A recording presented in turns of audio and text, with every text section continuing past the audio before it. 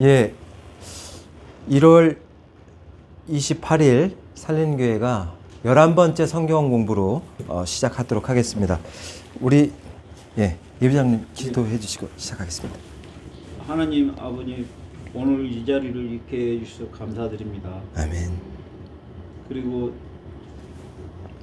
우리 살리는 교회가 2024년도에는 더 좋은 우리 그 보금자리를 마련할 수 있게 도와주시고, 아멘. 장신덕 목사님, 신은경 사모님, 장신혜 집사님, 김동원 집사님, 여기에 참석 못하신 집사님들도 이 자리에 나올 수 있도록 도와주시고, 아멘. 우리 이 교회에 계신 모든 가족분들 올 한 해도 더욱 건강하시고 모든 일이 잘 되게 하나님 아버님께서 도와주십시오. 아멘. 하나님 아버지, 이 좋은 곳에서 기도할 수 있게 해주셔서 감사드립니다. 예수 그리스도 이름으로 기도드렸습니다. 아멘. 예, 감사합니다. 예, 잘하시는데요. 지금 녹취가 되고 있어서 감사합니다. 네. 자, 그럼 오늘의 말씀은요, 요한복음 4장. 요한복음 4장 되게 짧습니다. 오늘은 16절에서 19절까지만 할 겁니다. 오늘 드디어 중요한 부분이 나오는데요. 요한복음 4장 몇 절이요? 16절에서 19절까지입니다. 16절이요. 16절에서 19절까지. 다 찾으셨네요. 그러면 일단 16절을 우리 예배장님 좀 읽어 주시면. 제가 읽어요? 16절이요. 16절이요. 이르시되 가서 내 남편을 불러오라. 네. 좋습니다. 이건가요? 다 읽어요? 네, 아니요. 요거만 읽으시면 됩니다. 맞습니다. 지금 예수님은 우리가 이제 한 절씩 이렇게 17절은 또 김동원 집사님 읽을 거고 이렇게 한 절씩 이렇게 가는데요. 제가 이제 설명하면 이르시되 가서 내 남편을 불러오라 이렇게 얘기를 했는데, 지금 이 상황이 어떠냐면 예수님이 여자한테 물 좀 달라. 여자가 유대인 사람이 남자가 물 달라라고 얘기했더니 이렇게 바가지도 없는 상태에서 물 달라고 하셨던 분이 갑자기 목마르지 않는 생수를 주리라 이렇게 얘기하니까 이게 무슨 얘기인지 이제 못 알아듣던 게 이제 지난주까지였습니다. 그랬는데 예수님이 16절에 와서 이르시되 가서 내 남편을 불러오라. 이거는 이제 예수님이 이 여자가 왜 예수님의 얘기를 못 알아들었는지에 대해서 본격적으로 이제 지적을 할 겁니다. 왜? 뭐로 지적하냐? 남편 문제를 제기하면 이제 여인의 죄를 자각시키면 이 여자는 자기가 그동안 예수님이 유대인으로만 보였던 그 허물이, 그 이성적인 판단이 벗겨집니다. 그게 벗겨져요. 오늘 여기서 나올 겁니다. 자, 그러면 이르시되 내 남편을 불러오라 이렇게 얘기할 때 개역 개정 성경에는 네 남편을 지금 우리 대화하고 있는 이리로 불러와 여기에 빠져 있어요. 이리로 네 남편도 데려와야 해. 이 뜻입니다. 이게 지금. 그러니까 왜 네 남편도 데려와야 한다라고 얘기를 하셨을까? 일단 그 남편도 구원하려고 하는 마음도 있겠지만 어쨌든 그 남편이나 이 여자나 참 채워지지 않는 삶을 살고 있는 부분에서 예수님은 그 남편도 데려와 이쪽으로. 그래서 같이 대화하면서 이제 내가 유대인으로만 보이니 여기에 대한 걸 완전히 이제 벗겨줄 겁니다. 그 얘기를 할 겁니다. 생수를 달라는 여인에게 전혀 다른 내용의 대화를 시작하고 있습니다. 예수님은 여인의 가장 깊은 아픔을 드러내야만 생수의 강이 터져나올 것을 알고 있습니다. 예수님은. 그렇기 때문에 주님의 이 요청이 그녀가 영원한 생수를 얻기 위해서는 피할 수 없는 선택이 됩니다. 즉 정말 사람마다 예수님이 생수를 줄게 이렇게 할 때 가장 네가 근원적으로 부끄러워하고 있는 그 근원을 예수님 딱 지목합니다. 그거를 정면으로 너는 인정해야 돼. 그 얘기를 해줄 거예요. 근데 그거를 이 여자는 어떻게 맞이할 것이냐. 드러내기 부끄러워요. 남편 데려오라 하니까. 이 자리로 데려오래요. 그녀는 먼저 자신의 죄, 곧 자신이 죄인이라는 사실을 인정해야 됩니다. 뭐가 죄인이라는 사실을 인정해야 되느냐. 이 여자는 지금 결혼해서 남편이 있는 상황이 아닙니다. 동거하는 거죠. 네, 동거하는 겁니다. 그렇기 때문에 동거하는데 이제 뭐 뒤에서 나오겠지만 예수님께로 나오는 사람들이 직면하게 될 첫 번째 문제가 바로 이제 이것인데 사마리아 여자야, 넌 죄인이지 않니? 그걸 명확하게 질문할 때 거기에 대해서 첫 번째로 딱 그거에 대해서 그렇습니다. 이렇게 들어가는 게 첫 번째 예수님을 정확하게 깨닫는 이성이 확 열리는 첫 번째 지름길이에요. 그런데 거기서 그렇지 않습니다. 이렇게 할 겁니다. 이 여자도. 이제 자 보면 17절 김동훈 집사님. 여자가 대답하여 이르되 나는 남편이 없나이다. 예수께로 이르시되 내가 남편이 없다는 말이 옳도다. 네. 여자가 대답했습니다. 난 남편이 없나이다. 예, 이 말은 사실입니다. 이 말은 그녀가 결혼하지 않은 상태에서 부정한 관계를 맺고 있다라는 걸 이제 시사하게 되는 겁니다. 5 남자가 있다라는 거. 이것도 지금 현재 그녀가 말하지 않았어요. 그냥 나는 남편이 없나이다. 요 정도로만 내 죄를 싹 감추려고 했는데 예수님은 대본에 뭐라고 말씀하십니까? 지금 17절에서 내가 남편이 없다 하는 말이 옳도다. 여기까지 얘기했습니다. 요거 이제 좀 자세히 설명하고 18절 넘어갈게요. 그녀가 남편이 없다고 한 말은 거짓말이 아니에요. 결혼하지 않은 상태니까. 현재 같이 살고 있음을 말한 것으로 볼 수 있는데 원래 이스라엘 전통적으로는 일부 다처제가 허용되어 있는 상황이었습니다. 그래서 첩 이런 제도가 있잖아요. 이스라엘은 첩 문화가 있습니다. 일부 다처제가 가능해요. 그거 첩을 불리는 게 필레게쉬로 해서 정식 아내로 인정했단 말입니다. 그게 창세기 22장 24절에 나오지 않습니까? 그거 사라도 있지만 하갈도 있고 이게 이제 첩이지만 아내로 맞이하는 거잖아요. 그리고 그두라도 두고 뭐 이제 그들은 후처. 그두라는 이제 후처죠. 그런데 어쨌든 사라는 그 하갈은 종이잖아요. 첩이에요. 첩인데 아내로 인정된단 말입니다. 그래서 사무엘하 3장 7절도 한번 읽어보시면 그런 내용이 잘 나와 있는데 어쨌든 유대인들은 결혼을 하지 않고 남녀가 동거하는 것을 범죄로 여겼습니다. 그러니까 이제 이 여자는 이제 일단은 유대인이 딱 지목하는데 남편 데려와봐 했는데 바로 자기는 남편이 없나이다. 사실대로 얘기해야죠. 결혼 안 한 상태입니다. 그래, 네 말이 옳아. 이제 여기까지는 딱 진행됩니다. 그녀가 남편이 없다라는 짧은 고백. 그런데 이제 그녀가 남편이 없다라고 고백은 하지만 그녀의 마음은 어떻겠습니까? 지금 현재. 그 얘기가 엄청 죄책감에 시달리는 부분이거든요. 말하기 싫은 부분입니다. 근데 예수님은 이 말하기 싫어하는 부분을 콕 찍습니다. 이게 해결 안 되면 구원을 못 받습니다. 그것 때문에 찍는 겁니다. 그래서 그녀는 예수님이 바라는 건 뭐냐? 그녀는 자기의 참모습을 의식해야 된다는 겁니다. 예수님이 볼 때. 넌 자꾸 이렇게 속이고 사람들 앞에서 네 진짜 모습을 드러내지 않지만 내 앞에서 진짜 모습 드러내야 돼. 그 얘기입니다. 그래서 지금 말하는 겁니다. 그랬더니 죄인됨을 인정할 수밖에 없는. 그렇습니다, 예수님. 저는 남편이 없는 상황에서 뭐 5 남자랑 이렇게 동거하면서 살고 있습니다. 이 얘기를 해야 되는 거예요. 이건 역시 예수님 앞에 설 때만 인간이 경험할 수 있는 변화인데 예수님 앞에 나와서 예배를 드리고 할 때 진짜 자기의 참모습을 직면하는 이런 모습이 있어야 돼. 이게 참 제사처럼 올라가는 겁니다. 여기에 와서도 누가 들을까 봐 어저께 있었던 모든 나의 냄새났던 죄악들은 그렇지 않습니다. 저는 거룩합니다. 뭐 이런 식으로 기도한다면 이것이 예수님하고 겉도는 대화다. 항상 이게 종교 생활이다. 그 얘기 드리겠습니다. 그러나 정말 신앙생활, 이것은 하나님을 진정으로 믿는 사람은 예배에 왔을 때 막 울부짖고 통회함이 있어요.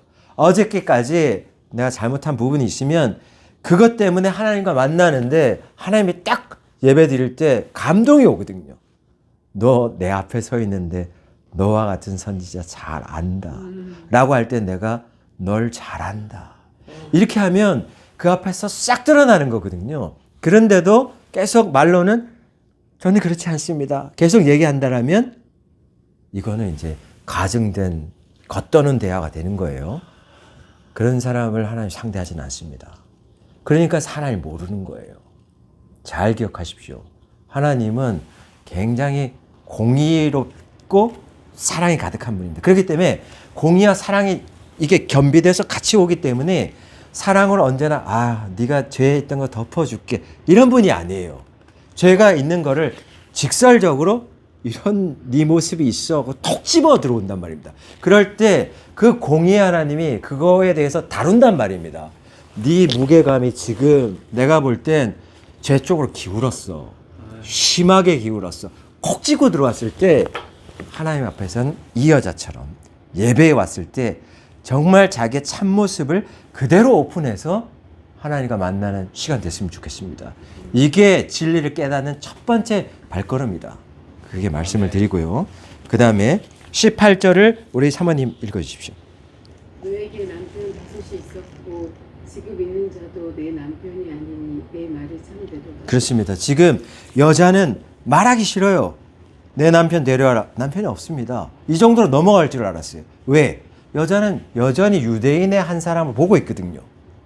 근데 이 대화 때문에 이제 남자가 유대인을 안 보이기 시작합니다. 이 여자는. 왜? 지금 갑자기 그래 18절에 너에게 네 말이 옳도다. 너 남편 없지. 사실이야. 넌 결혼 안 한 상태니까. 근데 말이다. 너에게 남편 5이 있어. 지금 있는 자도 내 남편 아니니 내 말이 참되다. 이걸 말하지 않았던 이 여자의 가장 깊은 아픔을 확 드러내버린 겁니다. 예수님이. 예수님의 말씀을 통해서 사마리아 여인은 5 남자와 결혼하여 살았던 적이 있다. 지금 살고 있는 남자도 정신 남편이 아니야 하고 분명히 콕 집어주니까 지금도 여전히 범죄하고 있구나 넌. 1명도 아니고 5명까지 이어져 왔어. 그 얘기를 콕 집어서 하는 거예요. 예수님께서 참되다고 인정한 그녀의 고백으로 봐서 이제 이 여자는 자신이 진실된 모습을 보기 시작할 겁니다. 고백을 한 거예요. 유대인의 남자라만 보였지만 너 남편을 이리로 데려와야 해.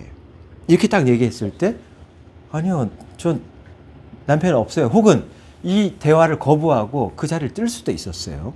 그런데 그렇게 안 하고 이 여자는 정면으로 유대인의 사람, 나를 개처럼 취급하는 유대인의 사람이지만 이 사람하고 대화를 시도한 거예요. 이 여자는.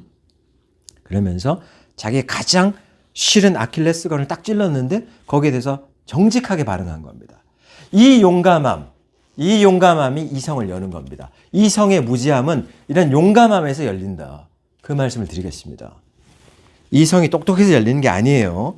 진짜 자기 모습과 직면할 때 그 용감함 때문에 우리는 이성이 확 열리면서 예수님은 유대인의 남자가 아니네? 당신 선지자입니까? 이렇게 이제 지금 이어간단 말입니다. 여자가 볼 때. 그러면 여기서 우리가 먼저 그거부터 말씀드리면 이 여자가 유대인으로서 예수님을 바라봤을 때 내가 목마르지 않은 생수를 주겠다 하면 이 여자는 유대인으로서 기대할 수 있는 것만 생각합니다. 유대인으로서 네가 바가지도 없는데 어떻게 준다는 거니? 이렇게 얘기할 수밖에 없어요. 그러나 지금 이 순간 당신은 내 눈에 선지자로 보인단 말입니다. 그러면 선지자가 생수를 줄게 얘기할 때 선지자는 하나님의 뜻을 미리미리 깨닫는 사람이란 말입니다. 그렇기 때문에 하나님이 뭐 이렇게 이 사람을 통해 선지자를 통해서 생수를 목마르지 않은 거 어떤 방식으로 주나? 그러면 내가 늘 길러 먹던 방식이 어떻게 바뀌나?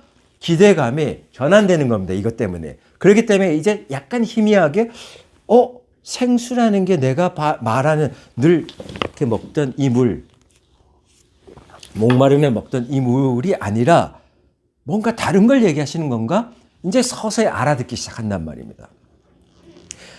이 여자처럼 정말 예수님과 참 자기의 완전히 냄새났고 자기 혼자서 뭐 가진 모든 걸 했던 그 직면했던 그 자리, 제발 이 자리만 좀 바라보지 말아 주십시오, 예수님. 하면서 자기 혼자 했던 그 자리에 그 자리가 바로 1초 뒤에 예배의 장소로 딱 바뀌어가지고 하나님과 대면하는 그 자리가 돼야 된다. 그래서 용감하게 하나님, 내가 이렇게 1초 전에 이런 사람이었습니다라는 걸 고백할 수 있는 그 장소. 그게 하나님이 바라는 겁니다. 그거가 바라는 거예요. 그거가 될 때 하나님은 너의 하나님이 돼줄게가 가능해진다. 그런데 여기서 보면 5 남편을 두었다라는 걸 이제 보게 되면 그 전에 이제 그게 있겠죠. 내 말이 참되도다. 이렇게 얘기할 때 네 말이 참 정직했다. 이 얘기는 18절에서 예수님의 말씀을 통해 볼 때 사마리아 여자가 5 남자가 결혼하여 살았던 적이 있었으나 지금 살고 있는 남자는 정신 남편이 아니란 건 분명해졌고 예수님께서 참되다고 인정한 그녀의 고백으로 봐서는 이제 이 여자도 자신의 진실된 모습을 보기 시작했다라고 했잖아요. 자신의 진실된 모습을 보기 시작하면 사람은 누구나 100%입니다. 100%. 하나님의 국률함이 필요합니다를 무조건 인정하게 돼 있습니다. 자기의 참모습을 100% 보게 되면 우리는 이제 얼마 전에 토요일이 며칠이었습니까? 27일이었죠. 예. 27일 날 새벽 5시에 제가 토트넘 경기 좋아하는데 토트넘하고 맨시티랑 경기했는데 손흥민이 빠져 있었잖아요. 그런데 그 토트넘에 있었던 많은 그 사람들은 손흥민 하나 빠져 있어도 우리는 잘할 수 있다. 우리는 월드 클래스라고 생각했고 뛰었는데 처참하게 공격 한번 딱 슈팅 한번 하는 거 빼고는 후반전까지 전혀 공격이 안 됐습니다. 손흥민이 없으니까 니네가 기회 창출이 아예 안 된다는 걸, 니네 실력이 많이 과장돼 있다는 걸 직면하게 된 겁니다. 자기의 본 모습을 정확하게 직면하게 되는 겁니다. 그렇게 했을 때 자기가 이제는 뭐 월드 클래스다, 뭐 메디슨 그렇게 얘기하고 뭐 클래스 뭐 그러니까 어쨌든 그런 사람들이 전체가 다 아주 냉혹한 판정 가운데 수비가 2명씩 손흥민은 항상 2명, 3명 따라붙어 있어도 기회를 창출하지만 그 사람들에게 2명씩 따라붙으니까 다 공 뺏기고 다 차단되는 거예요. 안 되는구나. 손흥민이 없으니까 안 되는구나. 이런 것처럼 진실된 자기 모습을 보고 나면 하나님의 국률이 필요합니다. 토트넘은 손흥민이 필요합니다. 우리는 자기의 진실된 모습을 보게 되면 하나님의 국률이 필요합니다.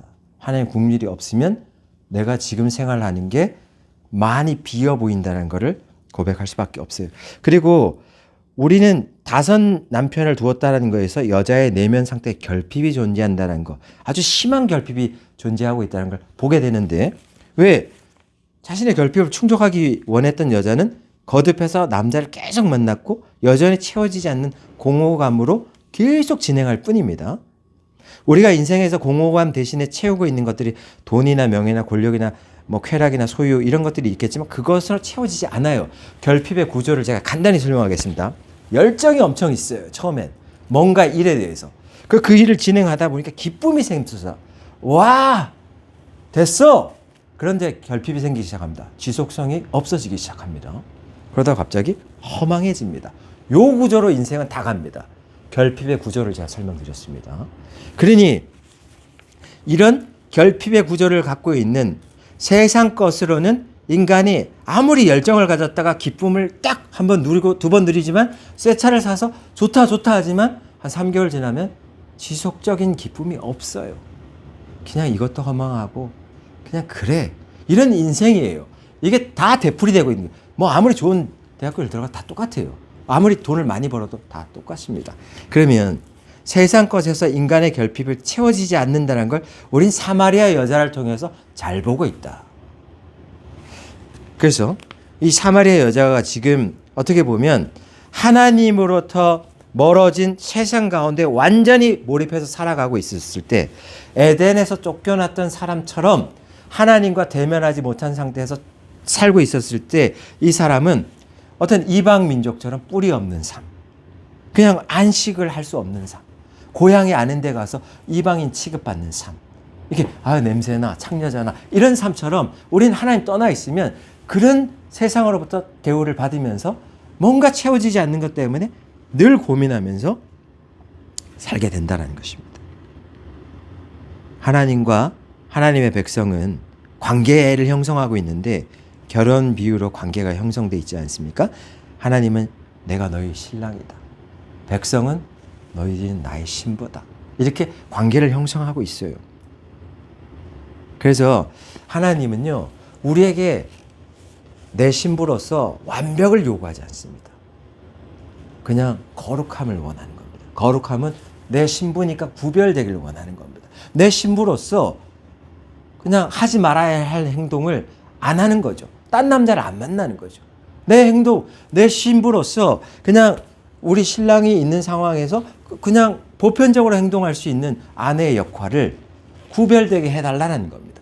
이게 하나님이 너와 나의 관계 설정이라고 얘기하는 거예요. 여기 이거를 잘 기억하시고 이제는 내 남편을 데려오라 이렇게 했을 때 자기의 정말 깊은 내면의 상황을 예수님 앞에서 이 예배의 현장에서 직면할 수 있는 용감한 자라면 그러면 더 이상 예수님은 피상적으로 보이는 유대인이 아니라 나에게 직접적으로 영향을 끼치고 있는 선지자로 보이게 될 것이다. 이게 오늘의 성경 공부의 내용이었습니다. 혹시 궁금한 점 있으시면 말씀해 주십시오. 좀 찾아보고요. 예. 자, 뭐 없으시면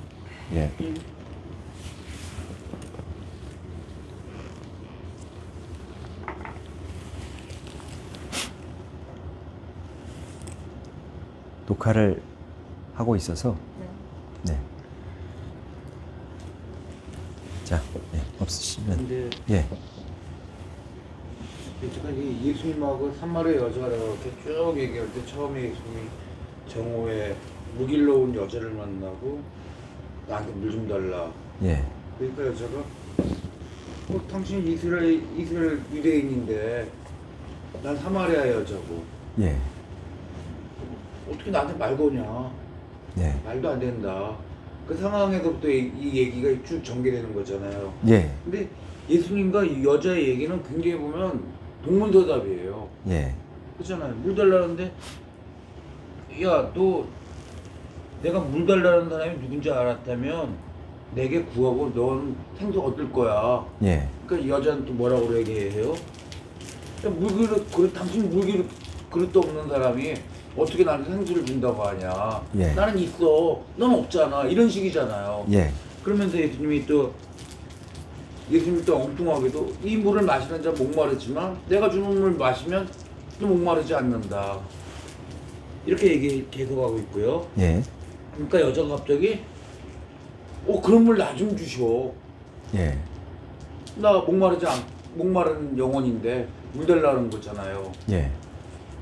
여자가 적극적인 반응을 보여요.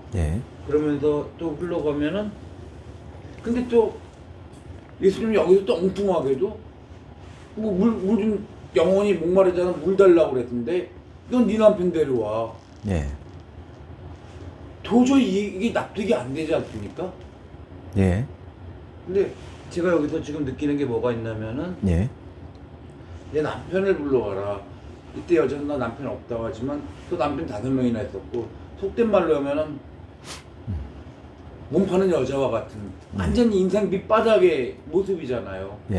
근데 제가 이 예배를 드리면 항상 느끼는 게 제가 많이 우는데 가장 큰 이유는 예수님의 은혜 때문이 아니라 그분의 은혜를 안다고 하지만 그에 못 맞춰 사는 그게 이성적으로는 알아요. 어떻게 하면 된다. 예. 그게 안 돼요. 근데 지금 말씀하신 것처럼 하나님, 근데 어떤 때 이렇게 떠오를 때가 있대요. 아, 내가 겸손하냐? 제가 제 자신한테 물어봐요. 야, 동훈아, 너 겸손하니? 좀 속된 말로 이런 얘기가 나와요. 말 같은 소리를 해라. 여기 녹음이 되니까 예. 더 심한 표현을 못 하겠고. 그럼요. 예. 어떤 때 느껴요. 예. 내 안에는 교만, 내 안에 있는 막 냄새나는 모습들. 예. 근데 표현은 냄새난다고 하지만 구체적으로 표현을 못 하거든요. 아, 여자도. 그럼요. 예. 근데 여자도 얘기를 못 한 거예요, 사실은. 예. 난 남편 5명이나 있던 몸 파는 여자였어. 예. 얘기 못 한 거예요. 예. 근데 예수님이 딱 얘기할 때 맞습니다. 딱 그런 여자였습니다. 예. 그걸 알아야지만 정말 우리가 이 사실을 느끼고 깨달아야지만 예. 진정 하나님의 말씀 속으로 진리 속으로 들어가지 않겠나. 그럼요. 지금 말씀하신 게 그 내용 아닙니까? 그 내용이고요. 그래 다시 한번 빠르게 정리를 해드리면 어쨌든 나 물길로로 안 오게끔 목마르지 않는 생수를 좀 주십시오. 이 여자의 바람입니다. 결핍이에요. 엄청난 결핍. 왜냐하면 이게 엄청 물 기를 때마다 고된 일이에요. 사람들 보면 손가락질 당하니까. 그러니까 제발 그런 결핍을 보완해 주십시오. 요것 때문에 예수님하고 대화가 계속 이어지고 있어요. 그랬더니 예수님이 남편 데려오라는 얘기를 했어요. 그렇게 할 때 말도 되지도 않는다 하면서 피할 수도 있어요. 네. 말도 안 되는 얘기를 하니까. 그러나 이 여자는 왜 계속 머물러 있었습니까? 그것은 이분이 뭔가 나에게 뭔가를 줄 수 있는 분이라는 그런 부분이 있는 거예요. 이 대화를 계속 하면서도. 그래, 대화가 좀 이상하다라고 정말 처음부터 이상했으면 아예 상정도 안 했겠죠. 뭐 정신병자 아니야. 그리고 그냥 갔을 거예요. 그러나 이 여자는 느껴진 게 뭐냐면 벌써 목마르지 않는 걸 생수를 준다라고 얘기했을 때도 무슨 뜻인지 몰랐지만 남편 너 5이 있잖아 라는 걸 지목했을 때 말해주지 않는 그 깊은 내면의 것을 지목했을 때 비로소 이 여자가 그렇습니다 라고 하면서 자기의 온 힘을 다해서 자기 있었던 그 죄됨을 예수님한테 다 토해내잖아요. 근데 이 토해냄 이런 게 없는 사람은 진심으로 그 삶을 돌이킬 수 없다라니까요. 우리가 회개라는 게 완전 돌아서는 거라 그랬잖아요. 완전 돌아서는 겁니다. 그게 회개예요. 그냥 이렇게 하나님 어저께 지었던 죄에서 완전 돌아섭니다. 자꾸 멀어지는 거예요. 그러다 넘어질 수는 있지 잠깐 보다가. 그러나 잽싸게 일어나서 또 멀어진단 말입니다. 이게 진짜 회개라니까요. 그런데 진짜 회개가 없는 사람은 예수님을 만난 게 아니에요. 그러니까 진실된 대화가 안 일어났기 때문에 예수님이 무슨 얘기인지 하는지도 모르겠고 늘 자기의 결핍 속에서만 계속 되풀이 되는 거예요. 그냥 자기 열정에 사로잡히는 게 있으면 거기에 기쁨이 있네 하고 들어갔다가 뭐 지식적으로 지정의를 다 만족시켜주면 어느 정도 잠깐 머물렀다가 기쁨이 사라지면 허무하네. 이러다 나이 먹는다니까요. 이런 구조의 결핍 구조에서 예수님은 원천적으로 빠져나오라 그러잖아요. 빠져나오라 하는 것이 얘기가 뭐냐. 지금처럼 용감해야 된다는 거예요. 자기의 본 모습은 자기가 잘 알아요. 예배를 도중에 드리다가 확 찔림이 있어요. 하나님이 너 어떻게 이랬지 하고 확 들어오는 그 감동이 있어요. 그럴 때 100% 진실해야 된다. 이 여자처럼. 그렇습니다, 하나님. 저 어저께 이렇게 저렇게 지금 누리고 있는 이런 삶 전체가 제가 이런 생각을 하고 있는 완전히 교만한 그런 입장에서 계속 저울질하면서 죄를 계속 즐기고 있습니다. 100% 시인해줘야 됩니다. 그러면서 결단은 뭡니까? 지금 여기서는 아직 안 나오겠지만 이 여자의 이제 목마름에 대해서 당신은 선지자처럼 보입니다 하고 이제 유대인에서 승격되고 그리고 그 선지자에 대한 기대감이 자꾸 커지는 이런 단계가 내가 죄를 고백을 하고 뭔가 이 삶에서 바꾸고자 하는 결단이 있었을 때 그걸 올리게 되면 예배에서 한층 더 하나님의 역사하심이 아주 디테일하게 온단 말입니다. 그럼 그 디테일한 힘으로 우리는 파도를 넘어설 수 있는 거예요. 어떻게 사람이 본능을 거스르고 삽니까? 그렇게 얘기할지 모르겠지만 본능을 거스를 수 있도록 성령이 왔다는 게 체험을 해본 사람 안다니까요. 계속 맞서 싸운다니까요. 벌써 지금 몇 년째인지 모릅니다. 가능하다라니까요. 안 해봤으니까 그런 거예요.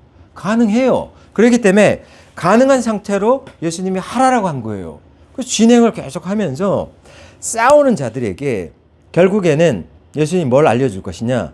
이제 그 결핍에서 나오고 참된 예배, 참된 진리, 네가 이제 앞으로 가치를 두고 행해야 될 그 목표점이 뭔지를 나중에 알려줄 거예요. 이 여자에게 참된 예배를 알려줄 겁니다. 이 여자가 그동안 목말랐던 것은 진짜 자기 이 결핍을 어떻게든 씻으려고 하면 하나님과의 진정성 있는 대화를 통해서 한번 확 씻고 또 죄가 터무니없이 쌓이게 되면 또 쏟아붓고 씻고 이런 소통함이 필요했던 거예요. 그래서 진정한 예배란 말이다 하면서 말해줄 거라고요. 다음 시간에. 왜? 이 여자가 이제 남자를 유대인으로만 보는 게 아니라 선지자입니다. 당신은 하나님의 뜻을 미리 알고 있는 자입니다. 이렇게 보니까 거기에 걸맞는 대화로 이제 확장된단 말입니다. 그 다음에 더 말해주면 당신은 구원자입니다. 이렇게 확장된단 말입니다. 그러면 구원자답게 또 기대감이 확 커진단 말입니다. 이런 인생인 거예요. 그렇기 때문에 인생을 아까 말했잖아요. 원숭이처럼 자꾸 그것만 꽉 쥐고 이거는 누려야 된다고 하면서 막 안 잡혀가려고 발버둥 치고 이래봤자 비참하게 동물원에 갇히는 세상이 되고 그렇게 인생은 그냥 비참하게 끝난다니까요. 그게 아니라 공동체가 왜 중요하냐면 비대면으로 혼자 예배를 드린다 이렇게 하는 게 왜 불리하냐면 자기가 갇혀있는지 몰라. 그 원숭이는. 그냥 며칠 지나면 그냥 이게 인생인가 봐. 그냥 그렇게 살아요. 무기력하게. 그러나 공동체는 중요한 건 바깥에 있는 자유를 누리고 있는 원숭이를 보고 있다니까요. 그렇기 때문에 내가 안에 갇혀 있다는 것 때문에 내가 여기서 나가야 된다. 볼 때마다 거기서 막 나무 타고 자기 막 바나나 까먹고 막 한 그런 자유를 볼 때 여기서 주는 밥을 먹는데 난 행복하지 않거든요. 저 자연에 나가서 난 원래 만들어진 원숭이처럼 나 자유롭게 나 살고 싶은 거거든요. 그게 공동체 안에서 교제예요. 교제를 보시면서 하나님과 연합되면서 그렇게 살고 있는 자를 봤을 때 불이 붙는 거예요. 나와 같은 선지자, 너와 같은 선지자, 내가 널 잘한다.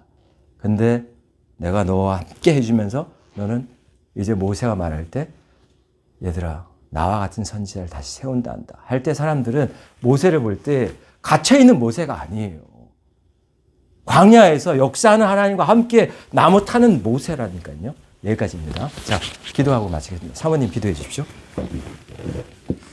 상을 주신 아버지 하나님 감사합니다.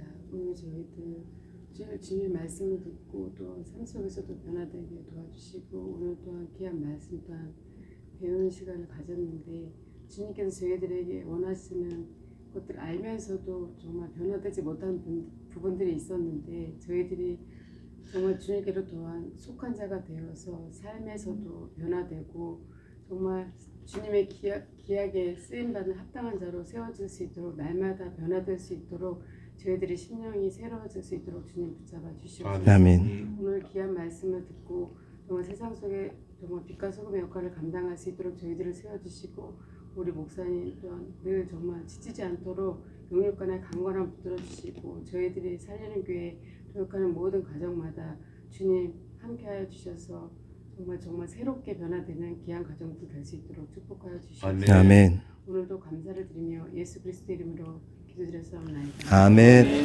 네, 성경 공부 11번째를 마쳤습니다. 잠깐만요. 예.